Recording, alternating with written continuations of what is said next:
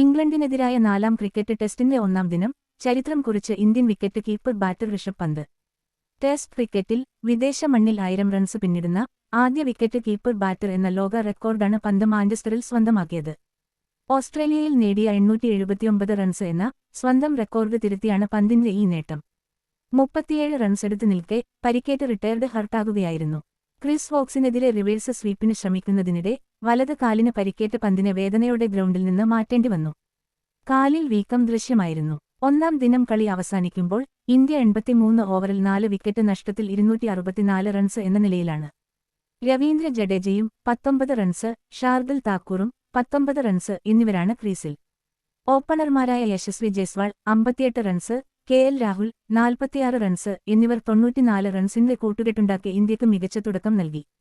കരുൺ നായർക്ക് പകരം കളത്തിലിറങ്ങിയ സായി സുദർശൻ സമ്മർദ്ദഘട്ടത്തിൽ 61 റൺസ് നേടി നിർണായകമായി.